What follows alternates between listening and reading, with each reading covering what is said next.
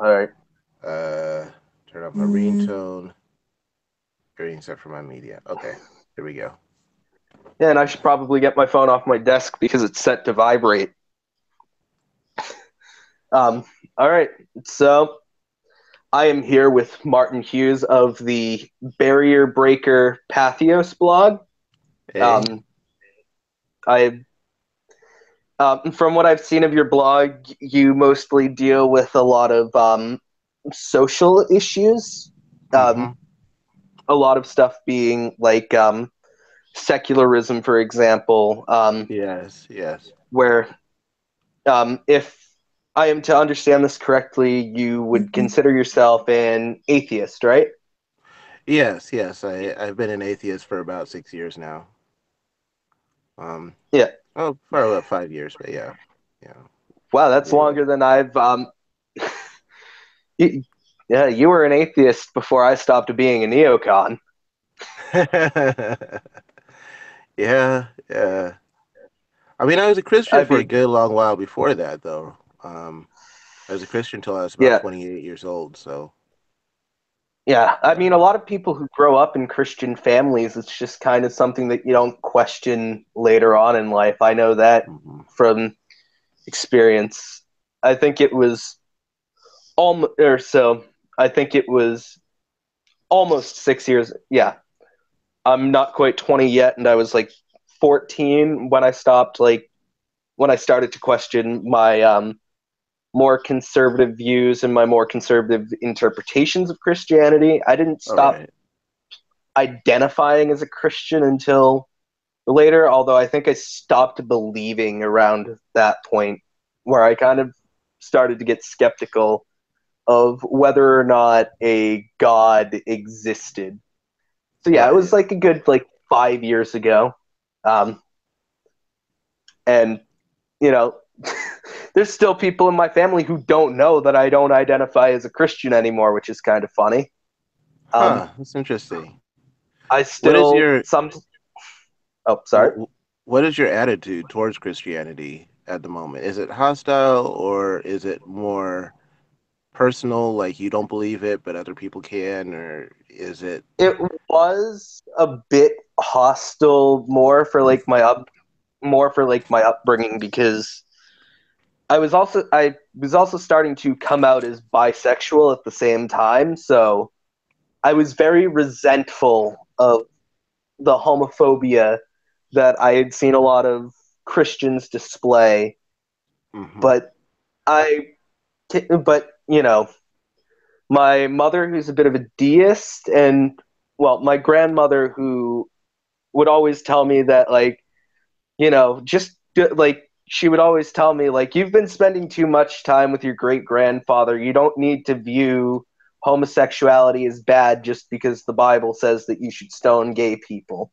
Hmm. Of course, my grandmother's still like a conservative and still has some pretty homophobic views, but she's not as explicit in them, and she's a bit less of like the outright contempt for gay people. Right. Um, but my attitude now towards Christianity being I mean, I guess you could say that I'm an atheist when it comes to actual practical beliefs, but I've been getting into a lot of like paganism and I pagan see. practices. I see. Um, but I mean, my attitude towards religion is that other people can believe because more permissive interpretations do exist, and not to mention the Bible and the texts of all the Abrahamic religions have contradictions within their own writing. So it would be literally impossible to believe every word said in every word said in the Quran or every word said in the Bible, every word said in the Torah. Hmm. Um, so I was at first very hostile, almost new atheisty, like how can you be gay and be a Christian? But now it's kind of like, look, it's your religion, and I kind of get that to some extent you may not even necessarily believe, but it's more of just like a community thing for you. Hmm. So I and so it tends not to be like a pet issue for me anymore. Atheism isn't really a pet issue for me. Right. Um, Leftism has kind of become my pet issue, dealing with capitalism and the injustices within a system that is designed to be inherently unequal. I see. I mean, even all white straight people are not equal under capitalism, Hmm. because some white straight people have no money and are homeless, and others have $1 million mansions with 49 empty rooms. Right. And that, you know, logically, it would make no sense if we lived in a system that at least looked out for people's needs. You Right. know, um, if we looked out for people's needs, there wouldn't be the guy with billions of dollars in a mansion with 50 rooms where 49 of them are empty, and a guy who is getting arrested because he's squatting in a home that's completely vacant. Right. You know, so yeah, my attitude towards Christianity changed because I kind of instead of looking at religion, which is kind of I would say that it is most likely a symptom of inequality and social issues, that it's not a direct cause on its own. It's used to support it, but on its own, it's not the cause. I would say that the bigotry and the inequality happened first, and then these texts were written and either written to justify it or written afterwards and used to justify it by others. Um, Okay. what's your attitude towards Christianity? Since you asked me, I guess I'll just. Well, I mean, it started out very similar to yours, I think. Pretty contentious. Um, and then I think, like after I left Christianity, I was actually in grad school, so I was getting a doctorate in modern American literature. Um, Yeah.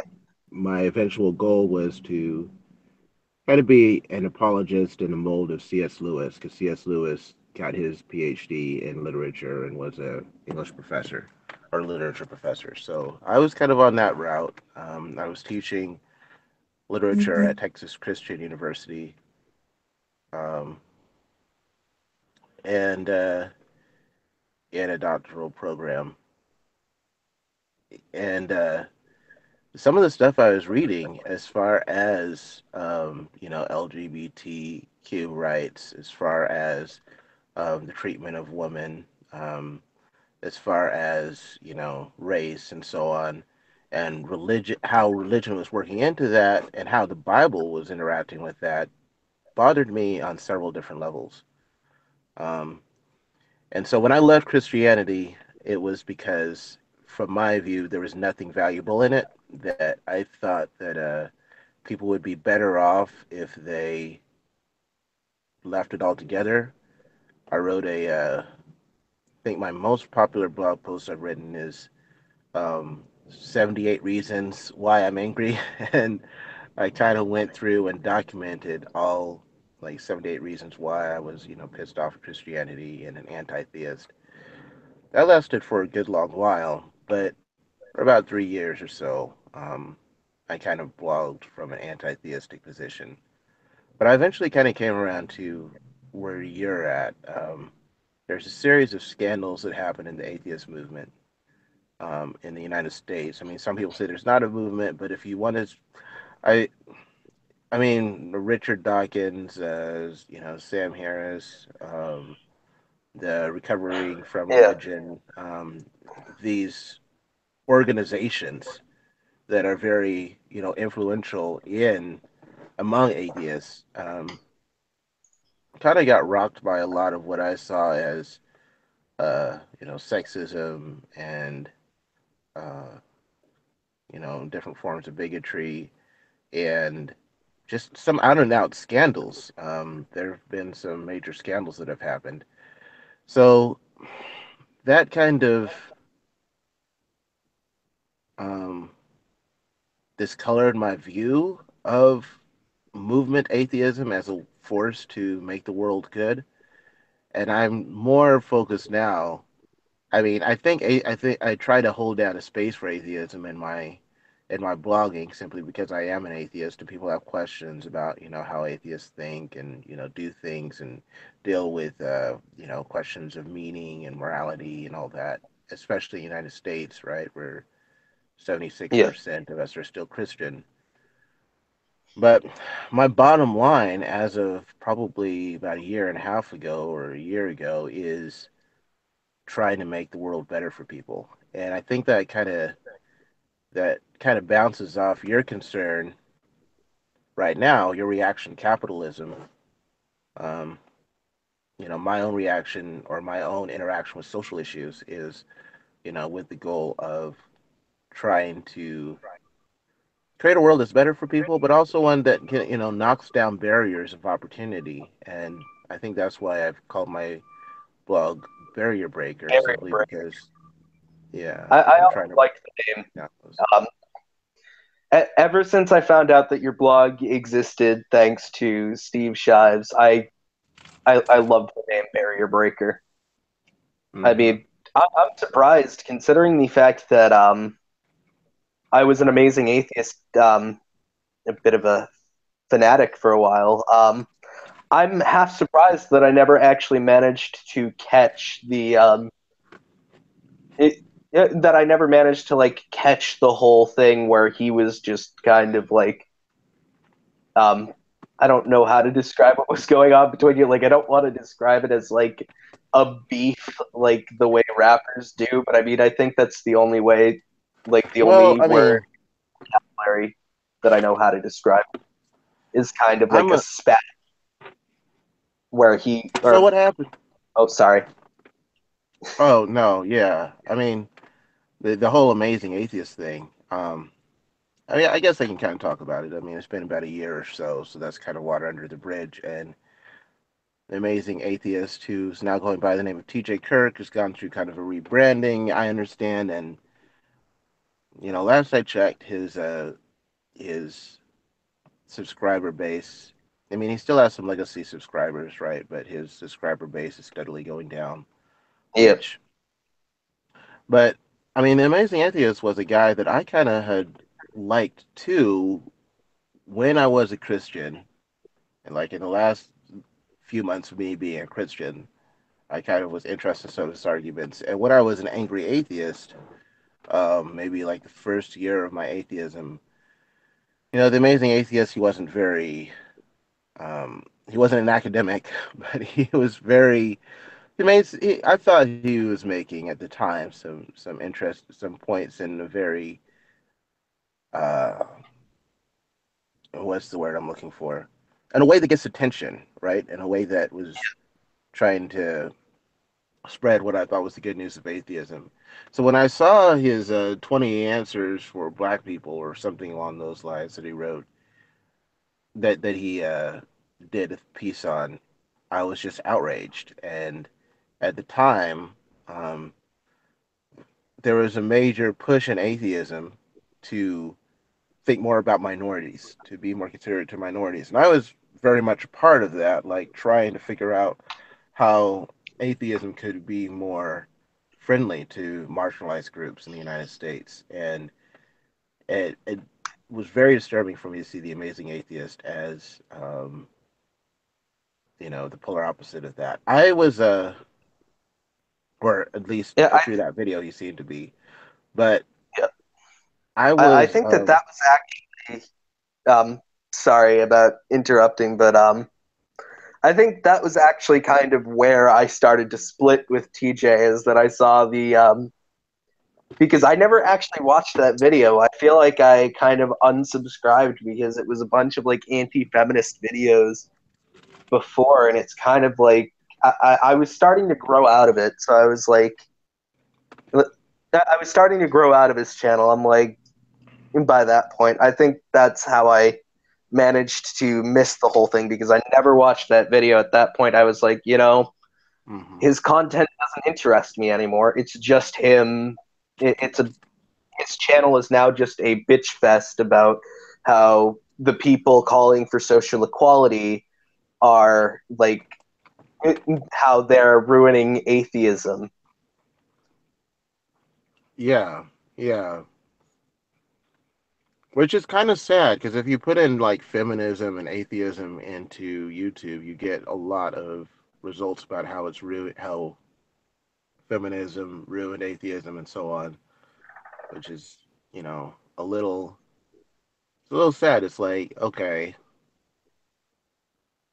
is this the atheist movement? Is if I mean, people say that atheism has no ideology, right? But if you become an atheist, you are all of a sudden not part of a community of people who are going to church anymore, and oftentimes you're looking for a different community. And Yeah, if that atheist community is misogynistic and out, just openly racist and so on, then I don't know. This is a very controversial thing I said, but maybe, just maybe, you might be better off in church. Like, I do not like a lot of the, homophobia and misogyny and so on in the scriptures. Um, but there are some more liberal, progressive Christians that I've met that I'm like, well, I mean, either join like a liberal atheist group, but if atheism is as toxic as they're saying it is on YouTube, um, maybe it's a good idea to, as YouTube seems to suggest through the videos that are made about, a lot of these social issues. Maybe I'm not quite as interested in trying to get people over to the atheist side of things. Maybe like the social issues are a little bit more important. yeah. Um, I mean, yeah. When it came to like um, talking about you were talking about the more liberal, progressive kind of churches. I mean, I've also heard of like straight up like leftist and communist churches too from some of my friends online. Um, as Christian as there has been a historical like movement of like Christians. Specifically, it's been a lot of Catholics have kind of been divided, where there have been like a lot of Catholic leftists. Obviously, there were Catholic fascists too. Um, Looking at World War II and the Pope's support of Hitler, I mean that's pretty obvious. But um, Catholic, I mean, and then there are also like certain Protestant um, sects that tended to lean more towards leftist ideas. And I mean, there's very much in the New Testament where Jesus basically is kind of like it's easier for a rich man, or it is easier for a camel to fit through the eye of a needle than for a rich man to go to heaven. And I mean, a lot of um, the Bible, you see the people that Jesus is hanging out with and helping are the poor, and the people that he's kind of like telling to fuck off are the rich. Like he's saying, no, the rich have actively ruined the world, and they've actively ruined the lives of these people. mhm. And the people who God wants to help are the ones who have been hurt by this world. Um, and I mean, that idea, I think, very much stuck with me, like, even in my angry atheist, like, phase, Right. because in my angry atheist phase, I was always kind of questioning, like,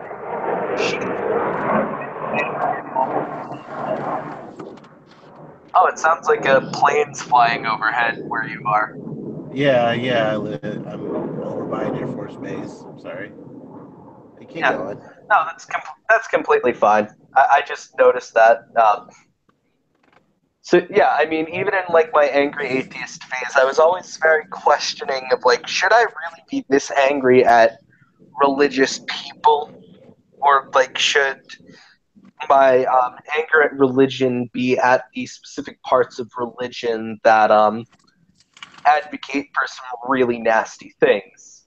Mm-hmm. I think it's kind of where I really switched more from being in like an atheist movement to more of a secular movement that isn't really about getting rid of religion, but Mm-hmm. more having an equitable society um, that's not about ditching your religion, but it's about not having religion dictate how the world is run, Hmm.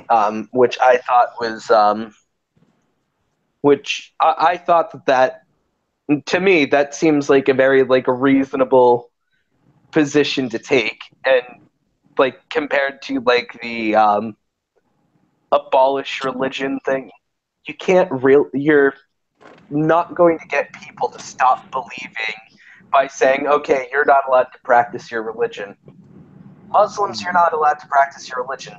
They're not going to stop being Muslims. They're not going to stop um, practicing their religion because you've told them it's illegal. They're just going to hide it. And Mm-hmm. that's the thing. You know, paganism has managed to stick around despite every religion coming along and trying to forcefully, or the ideas of paganism have managed to stick along despite the fact that every religion came along and said, nope, you practice our religion now.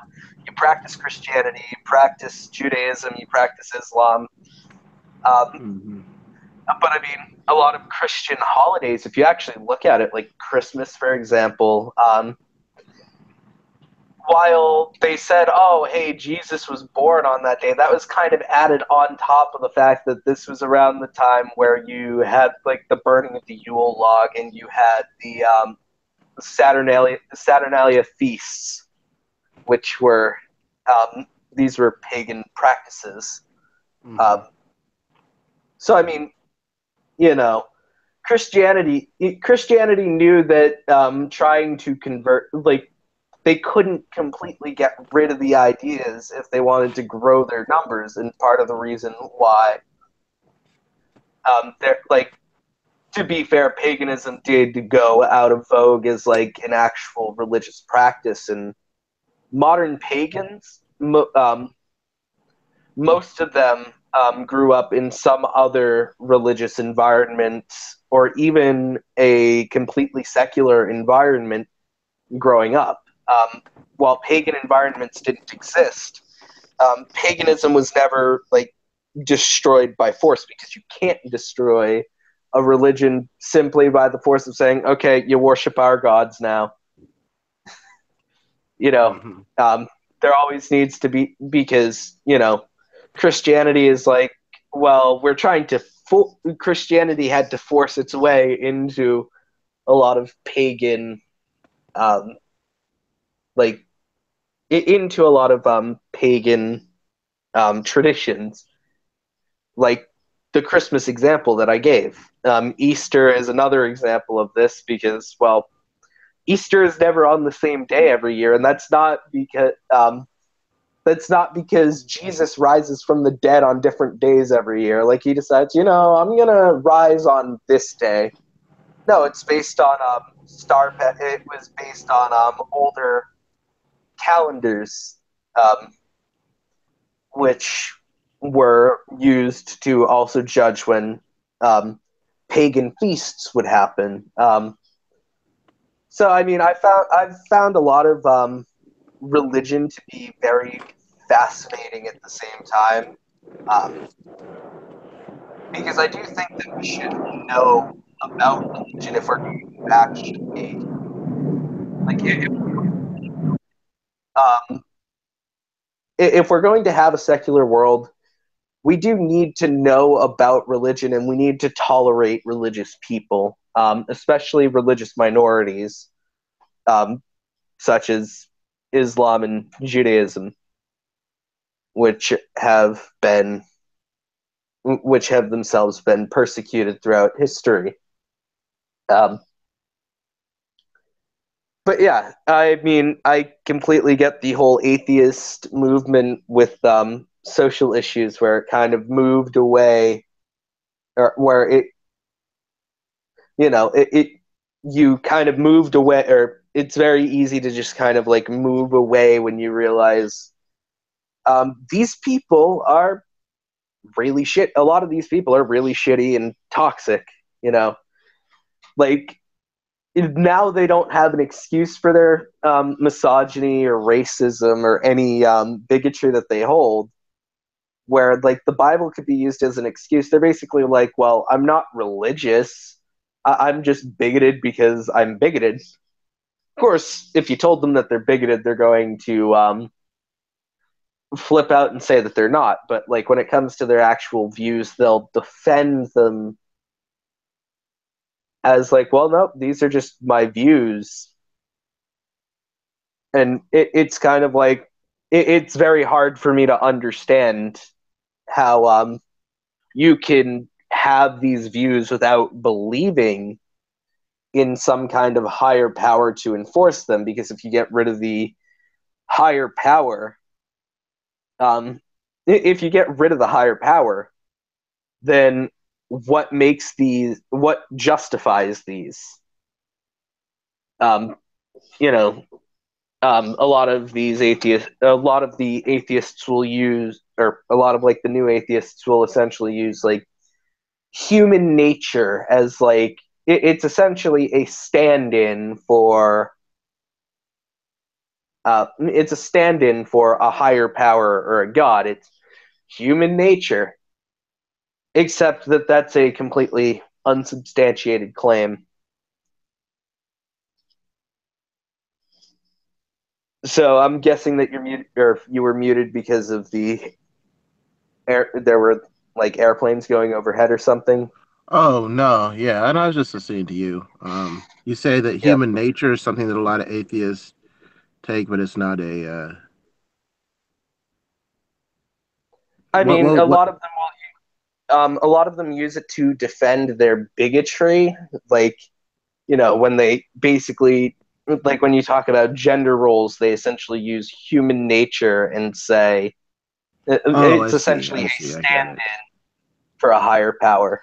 It's like, well, Yeah, substantiated. Human nature is a thing, but human nature is not like what you think it is.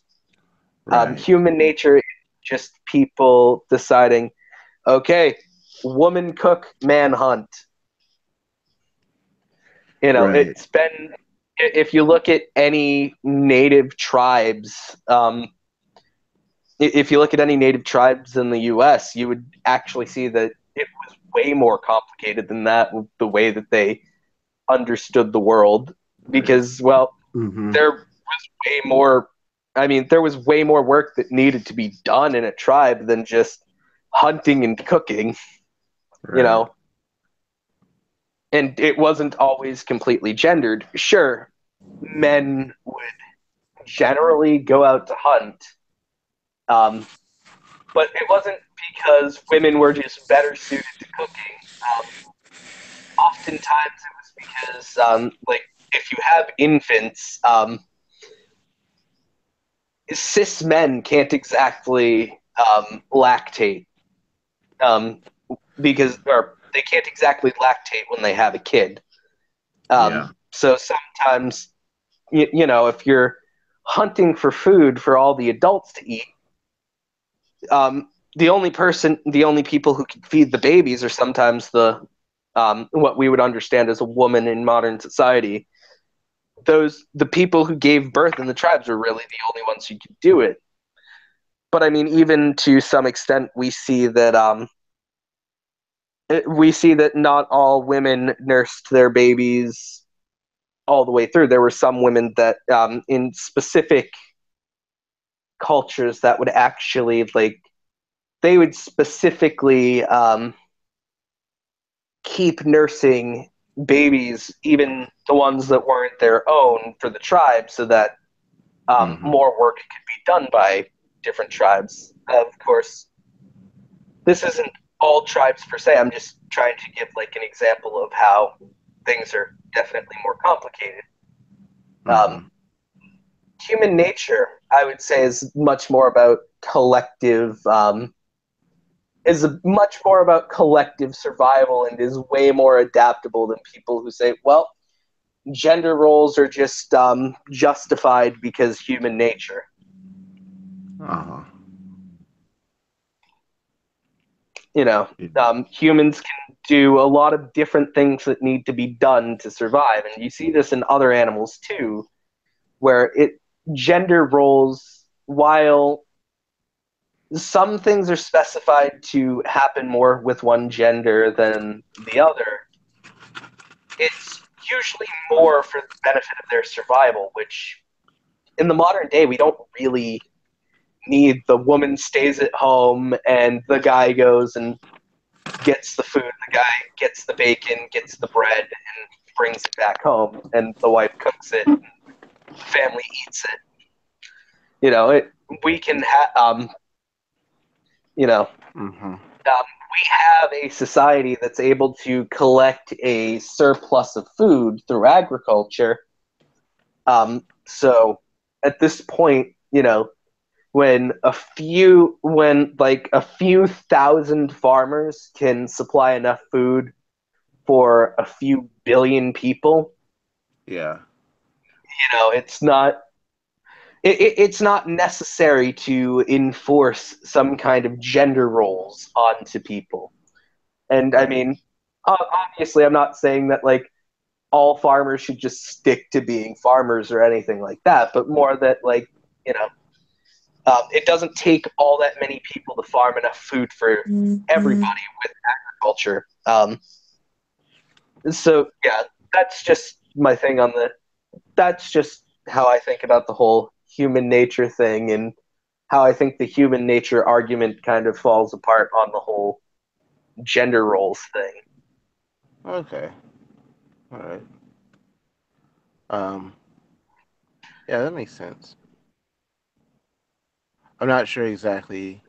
Uh, did you have any questions for me, or I I'm mean, just wondering? I went a bit on a rant, so now I've Oh got to no, kind of no, no, collect you're good. myself.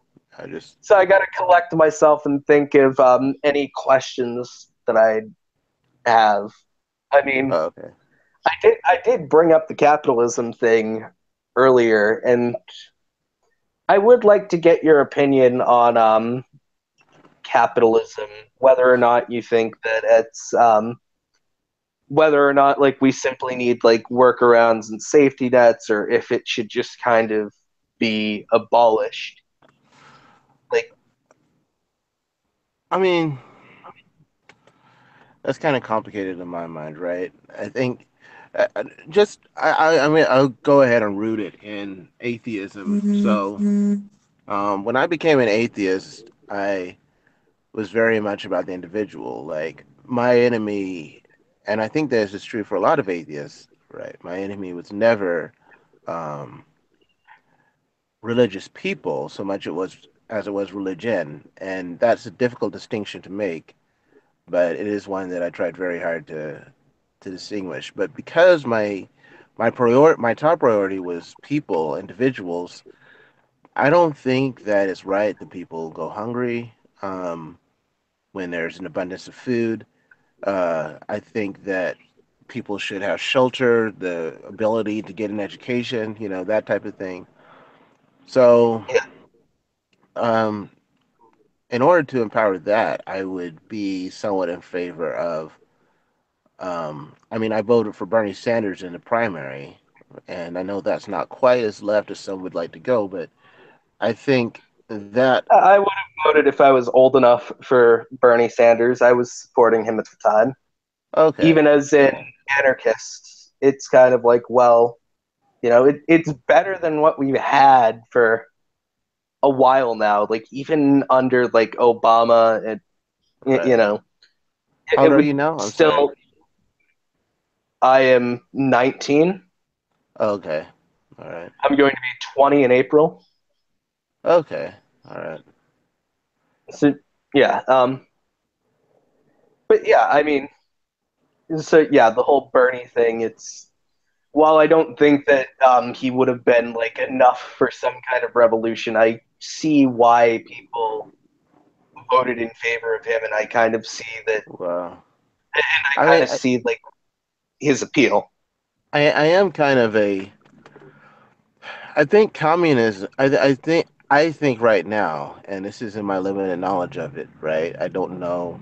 I've heard parts of what you've done before. I mean, I don't know quite as much about anarchism as you might, but my general impression um, is that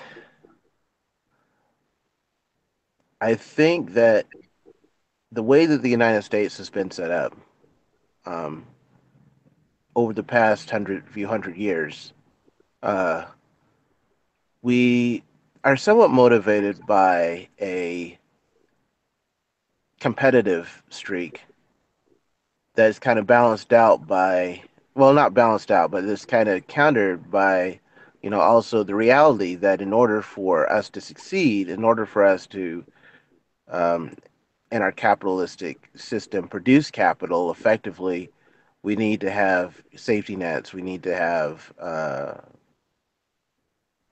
distribution of wealth that empowers people to succeed. Um, I kind of think that the distribution of wealth is somewhat important, but I usually, when I'm arguing, when I'm trying to make an economic argument, Yeah. and I'd have to think harder about what I myself believe, but a lot of times I'm kind of arguing that um, if we give people further safety nets, and if we give people the tools they need to succeed, and if we take down the barriers that we've erected for against minorities succeeding, then we'll have more people that are successful. And I do kind of frame it, and I know this might be somewhat capitalistic to frame it that way, but I do sometimes frame it in terms of, increasing capital as far as like, if you empower more people to succeed, then you'll increase capital, which seems to get some headway among some people when I'm arguing with them. But the reality is, I mean, there's this skit that I saw once in which it's the Kill the Poor skit by Mitch and Webb. Have you heard of this? He I was have like, not them okay, actually. well, I mean, you can check it out. It's like Kill All the Poor by Mitch and Webb. Basically, there there's these two people, talking to a higher government official, like to people in parliament talking to the prime minister or something, and they're like, um, and they're saying, we got to get our budget better. Everything is not balanced. We're trying to figure out, or we are working at a strong deficit. We tried all these different things, and then the prime minister says, "Have you tried kill all the poor?" And they're like, "Kill all the poor? Like that's unethical, right?" Not And only then he's is it like, unethical, it also wouldn't work because the "Right, poor generate right. Well, all that's the point, though. So like, he's like, no, just put it in the computer, see if it'll work. They're like, no, it's terrible. Like we shouldn't do. He says like, put it in the computer. So they put it in the computer, and so Sandy says, and when they put it in the computer, and the computer spits out the result, the woman's like, see, the computer says it won't work, so therefore we shouldn't do it. And then the person that asked him to do it was like, that's the reason you wouldn't do it. And the woman's like, what? And he's like, that's the reason you wouldn't do it. The only reason you wouldn't do it is because the computer says it wouldn't work.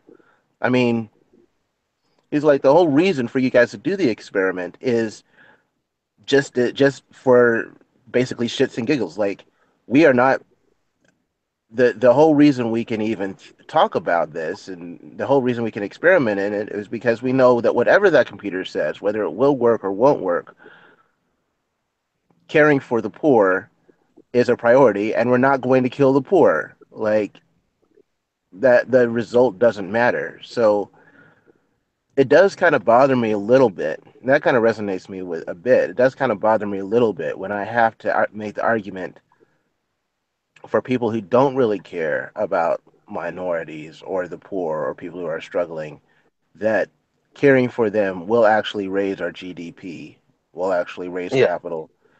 I make that argument, but there is something in me that says, why should we care whether it raises GDP or not? We should just, take care of. So, I mean, as far as capitalism, there is like kind of a capitalistic streak to my approach to, safety nets and you know, yeah. more of It what you might sounds. label socialist reforms, but at the same I was time going there to say is it like, sounds a lot. Oh, sorry, I was going to say it sounds a lot like social democracy, which is essentially um, not social. Like it's not socialism, but it is. It's essentially capitalism put in a way that it can sustain itself to some extent. I think that to some, I still personally think that it is unethical, or that it is unethical because there's still there's still the problem of there's still the problem of imperialism essentially because a lot of capital also comes from taking resources from other countries, and that is sometimes by force, where we essentially enforce a global hegemony. But yeah, that sounds a lot like social democracy, and I think I get what you're saying. Um, yeah, yeah, those safety yeah, those safety nets though are better than like nothing. yeah. It's the difficulty of trying to argue towards those reforms in a society that takes a lot of capitalistic principles for granted. But I think that my eventually I would like to get to a point, right, where we're passionate about caring for each other. But I'm not sure the way that America thinks right now, if we would be motivated to help other people if we were living in a more purely socialistic system. Like, would we actually be motivated to help each other, or would we without the competitive incentive, would we, not produce as much capital, not do as well as a society? I don't know. Like, I think it's a transition that we would have to make that might take some time, possibly. But in the meanwhile, I'm trying to work towards it. So I think when I read about democratic socialists, I'm like, at least the American version of it, the side that Bernie Sanders was, the type that Bernie Sanders was advocating for, which I understand is a different definition, right, than many use. Yeah, Um, a lot of that is like, okay, maybe that's what we need to do right now, but it's a stepping stone. Kind of like, I don't know. It's like the Obamacare of like of of solutions. It's like, yeah, Obamacare wasn't optimal, but it was. I think you think about it, it's like Obamacare was a stepping stone towards universal health care. It's like this is the best we can do right now, but we're trying to get there. I mean, I don't think it was necessarily the best they could have done negotiating wise because going in saying public option is say it when the original idea proposed was to go in and say basically like a Medicare for all or universal health care system. I personally would have gone in and kept the universal health care thing, and it would have, the way that like negotiations work is you would meet somewhere in the middle of public option and um, nothing was essentially the individual mandate, but in between Medicare for all and nothing, it is the public option. Like the public option is in the middle of both of those, and like the center where the public option says private health care will still be a thing, but the government will provide health care for those who need it. The biggest Um, problem I've seen with the public option is that, you know, people, especially without a penalty, like people will only get the public option when they're sick or something. Or like, no, people will be on the public option, and then when they need better health, everybody will go on the public option. But when they get sick, they might use a private option, which, shoots up private healthcare prices.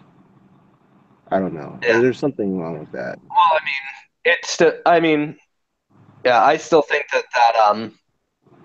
I still think that the public option is insufficient on its own, but I think that it is better than what we would have got than what we got with the individual mandate because we've still got an issue or we've still got issues with price gouging, and now the Republicans are looking to get rid of even that, which is actually leaving me completely uninsured right now. If Right, I went outside right now, stepped in one of the potholes, and broke my ankle, I would be bankrupt, right. which I think is still an issue. Um, but Yeah. I mean, I mean, yeah, I'm it's thinking about obviously it. insufficient. I think I'm thinking about the public option. Like, what was wrong with it? I think what was going on that I was seeing was like, if you did the public option, right, and the people that took the public option that decided to buy it, especially if there was no penalty, would be the people who were sick, and then like, the private companies wouldn't want the people who were sick. So you would maybe have some really cheap, private insurance, and then like the public option would be taken up by people who were sick, which would drive up the price for the government of like keeping up the public option and so on. The good thing about universal healthcare, though, would be with universal healthcare, the government would have leverage over, kicking out the middleman of the Yeah, insurance companies. The I would government, get rid of them. yeah, the I mean, government would have a lot of leverage in, you know, uh, police in lowering a lot of the prices for, drugs and care and so on, like actually negotiating with individuals and so on, as happens in some other countries where prices are lower. I don't yeah. know. I mean, the middleman is part of what makes it so expensive because an insurance company, what they have to do is they have to make a profit, and their profit incentive is to try and part like to maximize profits.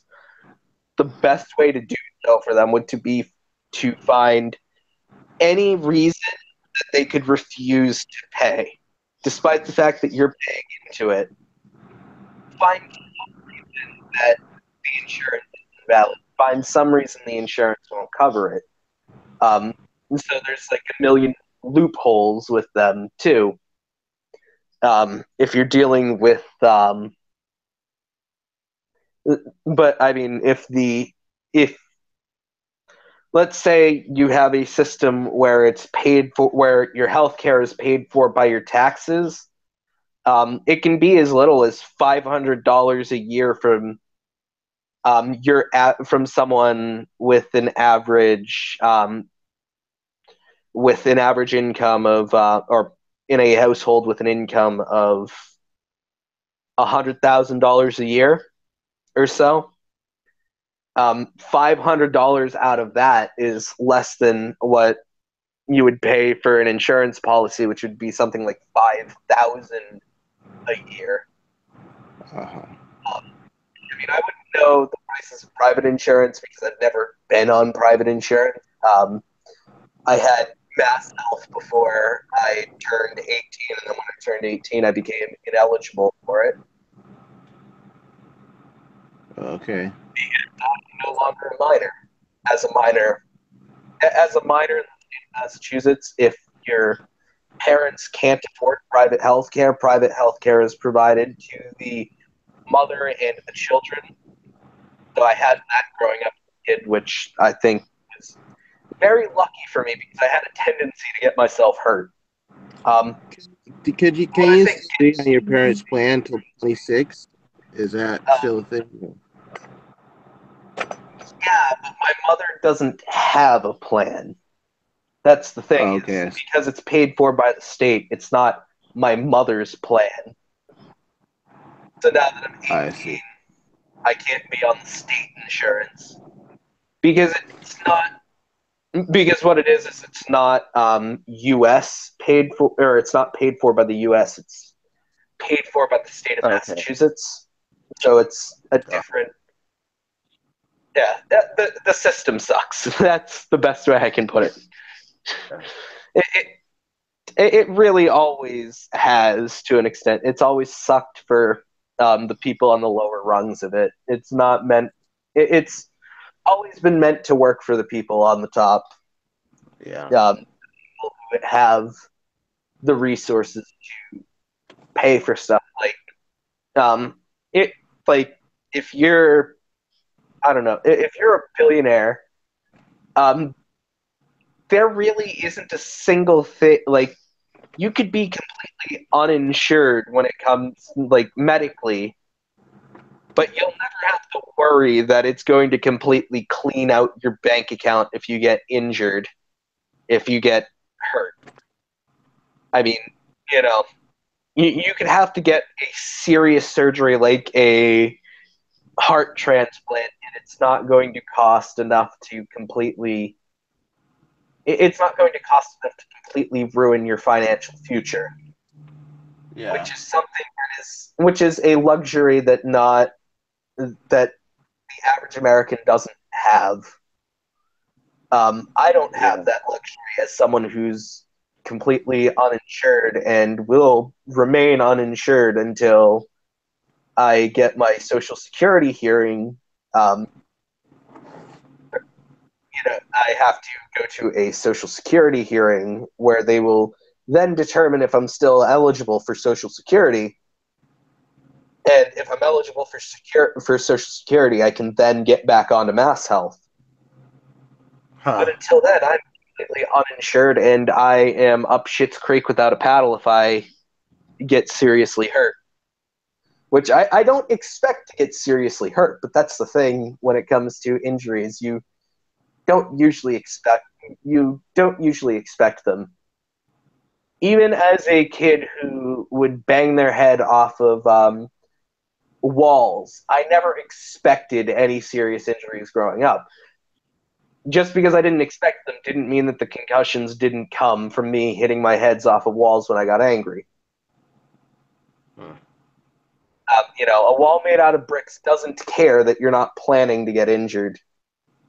Yeah. A, a stairwell doesn't care that you're not planning to get injured. It'll break your arm or it'll give you a concussion or break your neck depending on how you land. Uh-huh. It's that's kind of the problem though with being with insurance. Like a lot of Republicans will frame it as like, health insurance is not a right. What do you mean it's not a right? I feel like it's a right to not have your bank account completely emptied by something that cannot be expected in any way. You know, it's clearly a right, because you can't control whether or not you get injured. Are you going to walk up to a WWE wrestler and say, hey, get back in that ring? You can actually control when you get injured. No, you can't. Sometimes there are things that don't happen. They do what they can to prevent injury as much as possible. But yeah, no matter what you do to prevent injury, there's always something that can come out of nowhere and hurt you. Something that can is something that can injure you in a way that puts you out of commission for a while. Um, Um, So, I mean, to frame healthcare as not being a right that should be guaranteed to all people, I think is very inhumane and is a very selfish view of the world. yeah. Yeah, that makes sense. Yeah. I mean, I myself, I'm not like, I mean, I wouldn't say that I'm necessarily an individualist or a collectivist. Like, I am very focused on individuality, but I also think that in order to preserve individuality, you also need to look out for the health of the collective, the health of people, because Right. ultimately our survival is a cooperative. It humans evolved as a very cooperative species. It's kind of funny because this is I'm pretty sure this is the same exact thing that I said when I had Peter Coffin on. Is that I said basically like part of the reason social Darwinism doesn't make sense is because it actually completely throws out Darwinian evolution, which Darwinian evolution is survival of the fittest, but that's referring to a species survival. And human survival has always been linked in with collective survival, with it's always been linked with how we can interact with each other and how we can work together to solve problems. It's never, you know, if you send if you look at indigenous North Americans 10,000 years ago, you can't just send one person out to hunt a mammoth and expect that they're going to be able to do it. You know, one person out with a spear or I mean, I don't know if bows were a thing back then. I'm pretty sure atlatls were a thing though. But you can't send somebody out with an atlatl and say, "Hey, here, go go kill that mammoth," and expect that they'll be able to do so. It's Uh-huh. not have survived through exchanging information on how to do stuff like make tools. Um, because you also can't send because I mentioned the whole atlatl thing, but the atlatl would have never been a thing if humans didn't like exchange techniques on how to chip out pieces of obsidian so that they would form a specific shape that was good at like piercing the skin of animals. Um, so it's always our survival has always been tied up collectively in working together. So the individualists will often try to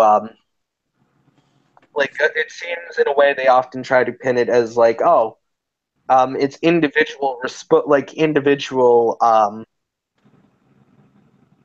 it's literally or basically it's like the individual has the power to choose their own condition. Like the individual has power to to make their life tent, but to have like we are, but regardless of what they want to think, we are reliant on other humans. We always have been. There is no single human that could just survive on their own. Um, we rely on cooperation with other humans, which I think is something that's often forgotten by a lot of individualists. Yeah, yeah, we do definitely. I agree with that. Um, So, oh,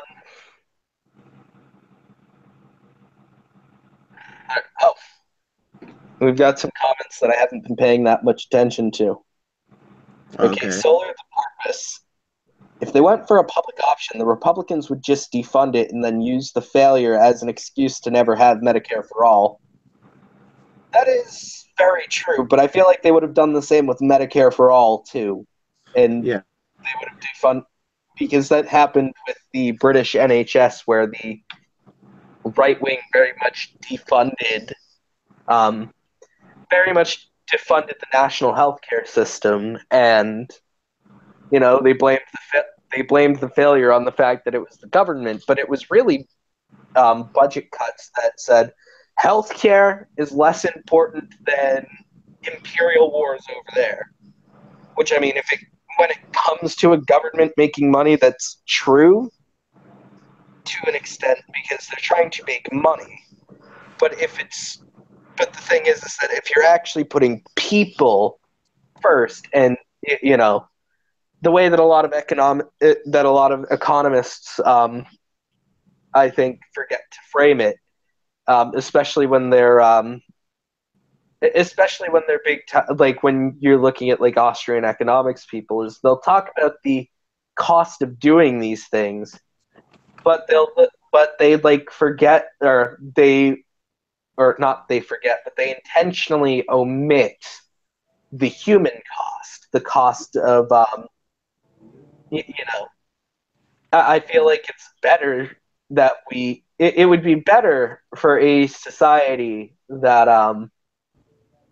we don't necessarily balance a budget, that like we don't necessarily balance a national budget. Instead, what we do is we focus on what this does for humans. What does it do for people? Does Yeah, it help us? Because sure, infrastructure repair. I brought up the whole potholes thing on like the roads. Um, it costs billions of dollars to redo infrastructure, which that sounds like a very lofty cost. Of course, when it comes to the actual amount the government gets in taxes, that would be like a very small diversion of the budget. Um, wouldn't it would only take a very small fraction, less than 1% of what we pay into our military to do infrastructure for just we do it just once, and we could do it again in like 10 years when the wear and tear is starting to get bad for people again, when it's starting to cost more for people. You know, the healthcare, sure, it costs a lot for the government, but it costs a lot more to like it costs a lot more, or takes a bigger toll on humans. It like obviously these are abstract. It so like it's a bit more of an abstract cost, but it costs more, in a sense, to die because a heart or to die because you needed a heart transplant, and now you're bankrupt and you can't afford any housing or shelter, you know, yeah, and you're dying because you can't afford food either, and you're starving on the street, you know. yeah, Because these are more abstract, obviously economics can't put that, or economists can't necessarily factor that in, but to some extent, as human beings, I feel we should be able to factor in what this does to people, and think maybe it's worth it that we pay less for our military so that everybody has a roof over their heads and everybody's got food in their bellies. Um, maybe we should cut subsidies to the meat industry so that we can produce more food for more people to eat. And that's a bit more of a worldwide thing generally, because um, you know the meat industry. The thing with meat is that when you grow meat, or when you raise livestock, you have to feed them. But a lot of what we feed our livestock would actually be more efficient if we were feeding ourselves with what we feed livestock. Um, that is assuming that we're not feeding cows the bone meal of other cows, but wheat and stuff, like we feed them stuff like wheat, and you know we can eat wheat. Our bodies digest wheat all the time. We don't need to an animal so that we can get even less food out of an animal. Um, so like these are like very little things. we could grow, it would be a lot easier to grow enough plant-based food for everybody to sustain themselves than it would be to raise livestock. I also understand the whole people enjoying eating meat and stuff like that too. Like that's a separate issue in and of itself. But just raising less livestock in general would be very helpful. Um, Yeah. also, I think I forgot to mention what made me want to like do this hangout. So um, I mean, I don't know. Is it okay for me to? I'm not going to say like your name, like your actual like name, even though like TJ Kirk did it, because I'm not an asshole and I don't like to dox people. But is it all right if I bring up that we're friends on Facebook? Yeah. I mean, Sure. I know in asking, like, I know that in asking that, I am bringing it up in the first place, but just want to make sure. Um, so Martin and I are friends on Facebook, and I have a lot of friends who are they're kind of fans of Chomsky. A lot of newer anarchists are very big fans of Chomsky. So I did this little like post, and it was more of like a jab at my friends, where I'm like, Foucault is better than Chomsky, which I think that Foucault had a lot more to. I think that Foucault, personally, to me, is way more valuable than um, Noam Chomsky has contributed. I don't hate Noam Chomsky per se, but I don't think that he's contributed as much as Foucault has to leftist philosophy. Um, and I had saw something. I saw you say this is what like I think you said something like this times 1,000 or something like that. Yeah. Uh, so I mean, I am very interested. Like I know that Foucault is known beyond like radical leftist circles, obviously, but Hmm. I mean, I wanted to know like what your take on like Foucault is. Like what do you like about him and Well, I stuff mean, like that. my general impression of Chomsky is that he takes things for granted. He takes things like, human. Well, he takes like basic values in the debate that Foucault and Chomsky once had.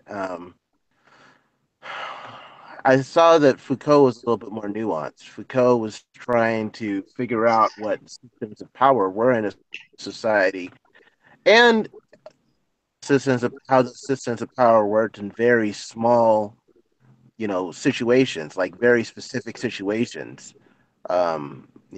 And Foucault's focus was more on how power um, works in a society and in one-on-one interactions. Um, and sometimes that focus it is kind of interesting. Like his view on it is kind of a technique or way of looking at the world that can look at larger scale uses of power, but also can look at very small scale uses of power. Yeah, Noam Chomsky seemed a lot more moralistic in a way that kind of took for granted certain moral values and seemed to assume that and he may have changed since this debate. I mean, the debate was quite a few years ago, but seems to take for granted that the moral arc of society was heading towards, becoming better based on the values that Noam Chomsky was looking at. And Foucault didn't really see that. Foucault was a lot more skeptical. I think in a lot of yeah, ways, this is a contrast between modernism and postmodernism, in which modernism is desperately seeking some meaning in life or some utopia, even though it's very difficult to find. And there's a sense of despair at not find when that utopia is not discovered. So Chomsky would be more, there is a there's some type of goodness in humanity that we are gradually getting closer to, and that we can get closer to. Whereas postmodernism seems to be more, abandoning that project and stating that uh, when you have that these views of utopia, and it's kind of a reaction in some ways to. Modern, I'm sorry about this interruption, but I thought postmodernism was just stuff that. Crap, I can't even think of how I'm going to put. I was trying to make a joke about the right wing. Postmodernism is just anything I think is crazy, I mean, essentially. no, I think the So, reason why I think so during the 1990s, or the science wars, right? The so-called hoax basically, so-called wrote a paper that was published in a postmodern publication that wasn't actually a little literary journal or whatever. But anyways, what his claim was that it was hogwash and that it got published. That proves that postmodernists didn't really know what they were talking about. I think it's based on a deeper misunderstanding of what exactly postmodernism is and what it's trying to do. There's a tension, I think, um, what between these different viewpoints. A viewpoint that takes for granted a certain view of utopia, a certain view of truth, a certain view of um, a certain view of values, and one that is more focused on shining a light on different ways of thinking and exposing patterns of power.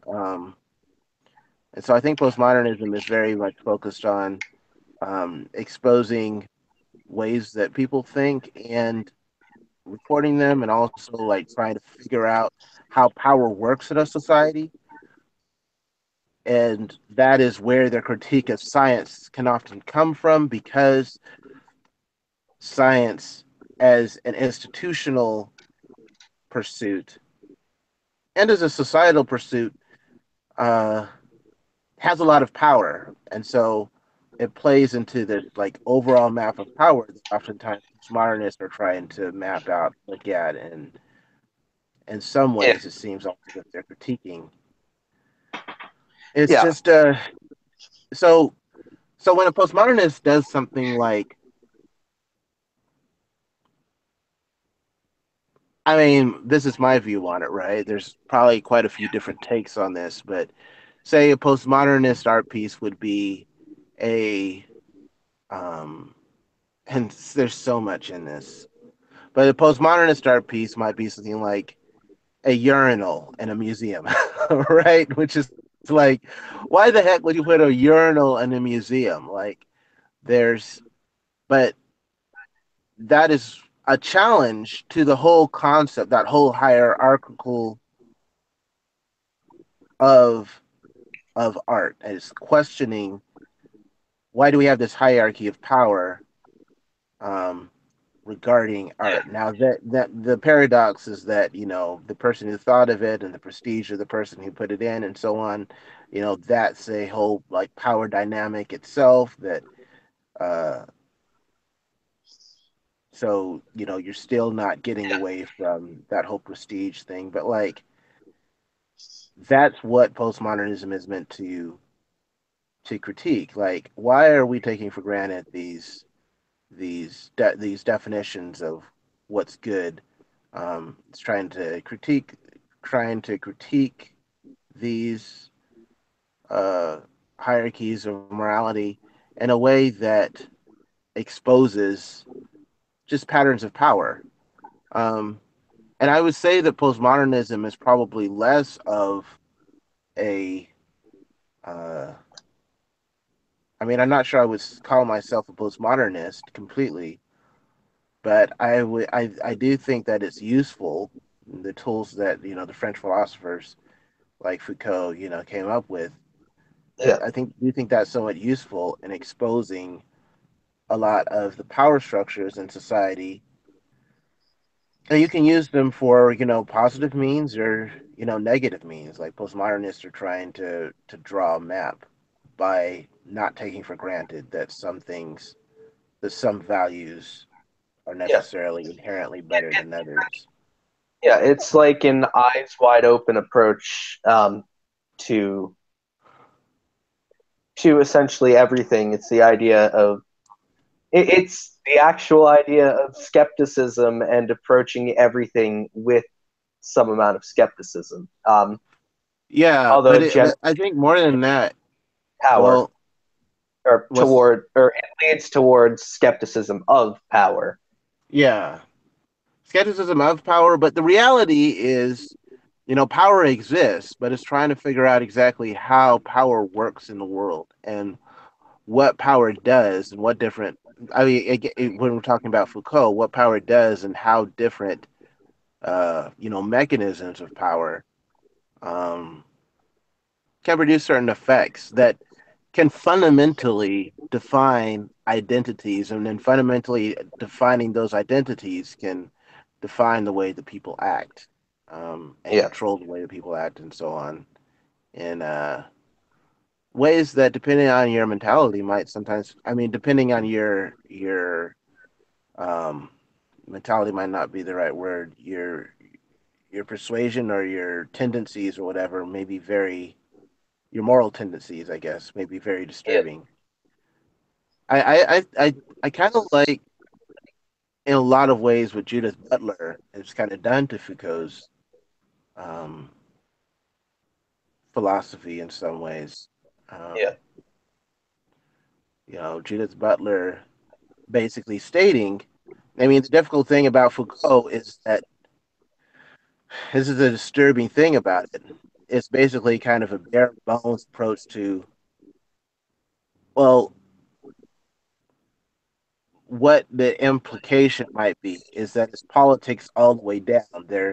Is, if there is an essential self, if there is somebody who we essentially are, if there are like actual like values that exist outside of humanity, then they are either they're really difficult to access, like basically the society that we live in when we're trying to make decisions and so on is completely constructed by, you know, um, is completely constructed by us, um, which can be which kind of deconverted me, actually, because when I looked at that, I was like, yeah, we are constructing all of these. Like, there is no, like, overarching God yeah, or overarching, overwhelming like values. Like, it is just us in this societal matrix, yeah,